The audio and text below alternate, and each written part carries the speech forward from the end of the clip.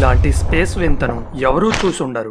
దానివల్ల మిట్ట మధ్యాహ్నం ఆకాశంలో అంధకారం అలుముకుంటుంది. రాత్రి ముందే వచ్చినట్టు ఉంటుంది. అసలు ఇలా ఎందుకు జరుగుతుంది? పగలే రాత్రిగా ఎందుకు మారబోతుంది? తెలుసుకోవాలంటే ఈ వీడియో చివరి వరకు చూడండి. ఈ చర్య జరిగేటప్పుడు ఆకాశం వంక చూస్తే సూర్యుడికి ఏదో జరగడాన్ని మీరు చూడొచ్చు. ఒక చీకటి నీడ సూర్యుడి ముందుకి వస్తుంది. చిన్న చిన్నగా ఇది సూర్యుడి కాంతి మొత్తాన్ని మింగేస్తుంది. చివరికి మీరు చూడగలిగింది ఆ చీకటి నీడ బార్డర్లో వెలుగుతున్న సూర్య అగ్ని మాత్రమే. సంపూర్ణ సూర్య గ్రహణం రాబోతుంది. దీన్ని ఇంగ్లీష్లో టోటల్ సోలార్ ఎక్లిప్స్ అంటారు. త్వరలో ఇది జరగబోతుంది. అది కూడా ఏప్రిల్ 2024లో. అయితే మన బ్యాడ్ లక్, ఇది భారత్లో కనపడదు. పూర్తిగా నార్త్ అమెరికాలోనే జరుగుతుంది. సో అమెరికా నుండి ఎవరైనా మన వీడియో చూస్తే ఈ అరుదైన సూర్యగ్రహణాన్ని లైవ్లో చూసే ఛాన్స్ పోగొట్టుకోకండి. బట్ ఈ సంపూర్ణ సూర్యగ్రహణాన్ని భూమి మీద మాత్రమే చూడగలమా? సోలార్ సిస్టంలో 8 గ్రహాలు ఉన్నాయి. వీటి మీద ఎక్కడా కనపడదా? ఇతర గ్రహాల మీద సూర్యగ్రహణాల్ని చూడాలంటే ముందుగా భూమి మీద జరిగే దాన్ని అర్థం చేసుకోవాలి. అసలు సంపూర్ణ సూర్యగ్రహణం అంటే ఏంటి? అందులో ఏం జరుగుతుంది? సింపుల్ గా చెప్పాలంటే సూర్యుడికి ఏదైనా అడ్డం వచ్చి పూర్తిగా కనబడకుండా చేయడాన్ని సూర్యగ్రహణం అంటారు. చంద్రుడి ఆర్బిట్ సూర్యుడి ఆర్బిట్ కి సమానంగా వచ్చినప్పుడు భూమి మీద ఇలాంటి గ్రహణం ఏర్పడుతుంది. అయితే భూమి మీద గ్రహణం చాలా స్పెషల్. ఎందుకిలా? సూర్యుడి నుండి భూమి కరెక్ట్ దూరంలో ఉంది. అందుకే సూర్యుడిని చంద్రుడు పూర్తిగా అడ్డుకోగలుగుతాడు. కాబట్టి సూర్యుడు చంద్రుడు ఒకే సైజులో ఉన్నట్ట? కాదు. దూరంగా ఉండటం వల్ల సూర్యుడు చిన్నగా కనబడతాడు. అంటే చంద్రుడి సైజ్ కి తగ్గిపోతాడు. సో గ్రహణం టైంలో సూర్య చంద్రుళ్ళు సేమ్ సైజ్ లో ఉన్నట్టు కనబడతారు. ఇలాంటి సేమ్ సైజ్ గ్రహణాలు వేరే గ్రహాల మీద చూడలేము. సో అందుకే భూమి మీద గ్రహణం చాలా స్పెషల్. చూడండి, చంద్రుడు సూర్యుడికి అడ్డం వచ్చినప్పుడు భలే ఉంది కదూ. ఎప్పుడూ లేనట్టుగా చంద్రుడి నుండి అగ్ని జ్వాలలు బయటికి వస్తున్నట్టుగా కనిపిస్తుంది కదూ. ఈ జ్వాలలు చంద్రుడివి కాదులేండి, వెనకాల ఉన్న సూర్యుడి బయటి లేయర్స్. దీన్నే కరోనా అంటారు. జనరల్ గా ఈ కరోనా మన కంటికి కనబడేంత బ్రైట్ గా ఉండదు. దీని సైజ్ తెలుసుకుంటే మీ మతి పోతుంది. సూర్యుడి బయటి సర్ఫేస్ నుండి స్పేస్ లోకి కొన్ని లక్షల కిలోమీటర్స్ దూరానికి కరోనా బయటికి వస్తుంది. అంటే భూమి కంటే చాలా ఎక్కువ. ఈ కరోనా నుండి వచ్చిన వెలుగు చంద్రుడి క్రేటర్స్ మీద పడతాయి. సో వాటిని క్లారిటీగా చూడొచ్చు. అలానే రెడ్ కలర్ ఉన్న తీగల్లాంటి ఆకారాలు బయటికి రావడాన్ని మీరు చూడొచ్చు. వీటిని ప్రామినెన్స్ అంటారు. ఇవి ఎందుకు పడతాయి? సూర్యుడి మ్యాగ్నెటిక్ ఫీల్డ్ లో ఉన్న శక్తివంతమైన కణాలు ఒక్కసారిగా బయటికి వచ్చి తాడుల్లాగా మనకి కనబడతాయి. అయితే ఈ సంపూర్ణ సూర్యగ్రహణం భూమిని ఎలా ఎఫెక్ట్ చేస్తుంది? సూర్యుడి వెలుగుని అడ్డుకోవడం వల్ల భూమి మీద 250 కిలోమీటర్స్ సైజ్ ఉన్న చంద్రుడి నీడ పడుతుంది. సో చంద్రుడు కదిలే కొద్దీ ఈ నీడ కూడా కదులుతుంది. ఈ గ్రహణం ఏప్రిల్లో జరుగుతుంది కాబట్టి చంద్రుడి నీడ మొదటిగా మెక్సికో పడమర తీరం మీద స్టార్ట్ అయ్యి యునైటెడ్ స్టేట్స్ గుండా కెనడా మీదకు వెళ్లి చివరికి సముద్రంలోకి వెళ్లిపోతుంది. సో అమెరికా కెనడాలో ఉంటే దీన్ని క్లియర్ గా చూడొచ్చు. హలో ఫ్రెండ్స్, మీరింకా ఇలాంటి ఇంట్రెస్టింగ్ వీడియోస్ చూడాలంటే ఛానల్ సబ్స్క్రైబ్ బటన్ నొక్కి బెల్ ఐకాన్ క్లిక్ చేయండి. మన సూర్యుడికి చంద్రుడు మాత్రమే అడ్డం వస్తాడు అనుకుంటే మీరు పొరపాటు పడినట్టే. మెర్క్యూరీ సూర్యుడి ముందు నుండి వెళ్ళినప్పుడు ఒక చిన్న చుక్కలా కనబడుతుంది. ఈ వింత చూడాలంటే 13 నవంబర్ 2032 వరకు ఆగాల్సిందే. అలానే వీనస్ కూడా భూమి సూర్యుడి మధ్యలో తిరుగుతూ ఉంటుంది కదా. ఇది మెర్క్యూరీ కంటే పెద్దగా మనకి అతి దగ్గరగా ఉంటుంది. సో దాని నీడ ఇంకా పెద్దగా కనబడుతుంది. అయితే వీనస్ ప్రతి 225 రోజులకొకసారి సూర్యుడి చుట్టూ తిరుగుతుంది కాబట్టి సంవత్సరానికి ఒక్కసారైనా వీనస్ సూర్యగ్రహణాన్ని చూడొచ్చు అని మీరు అనుకుంటున్నారేమో. అది కుదరని పని. ఎందుకంటే వీనస్ సూర్యుడికి అడ్డంగా వచ్చినప్పుడు దాన్ని చూసే పొజిషన్ లో భూమి ఉండాలి కదా. అది 243 సంవత్సరాలకి 2 సార్లు జరుగుతుంది. ఆ టైంలో సూర్యుడి ముందు నుండి వీనస్ వెళ్లడాన్ని నెంబర్ ఆఫ్ టైమ్స్ చూడొచ్చు. సో నెక్స్ట్ ఎప్పుడు జరుగుతుంది అని మీరు అడగాలి.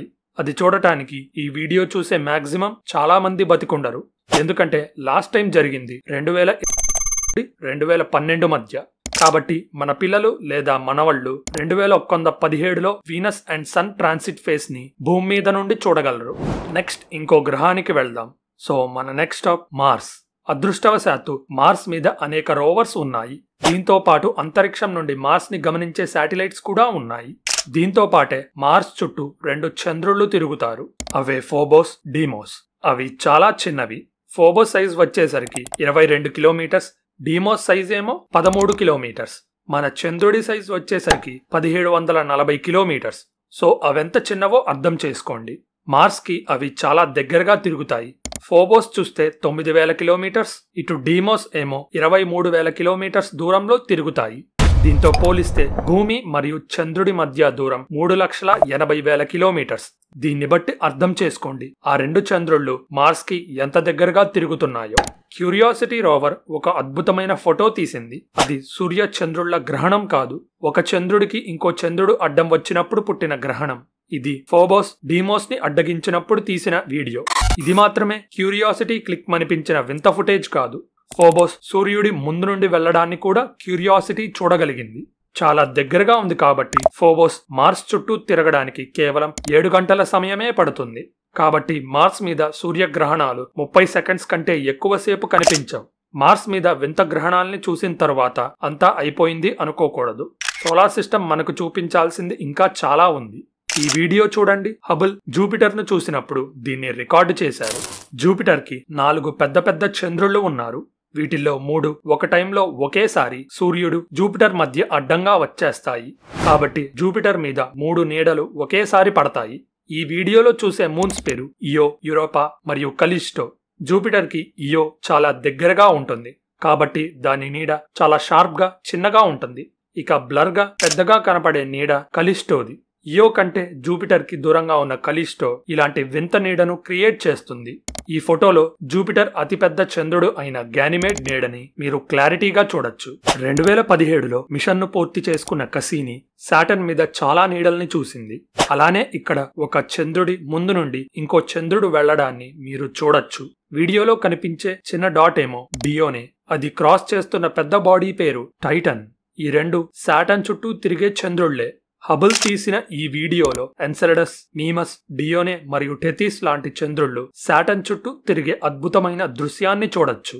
ప్రతి 15 సంవత్సరాలకు ఒకసారి సాటర్న్ చంద్రుళ్ళు మరియు సాటర్న్ రింగ్స్ అలైన్ అవుతాయి. అప్పుడు చంద్రుళ్ల నీడలు సాటర్న్ తో పాటు దాని రింగ్స్ మీద కూడా పడతాయి. 9.5 గంటల పాటు తీసిన ఈ వీడియోని నాసా కేవలం కొన్ని సెకండ్స్ కి ఫాస్ట్ ఫార్వర్డ్ చేసి చూపించింది. సోలార్ సిస్టంలో ఇంకా ముందుకు వెళ్తే నెప్ట్యూన్ అండ్ దాని అతిపెద్ద చంద్రుడైన ట్రైటన్ దగ్గరికి వస్తాం.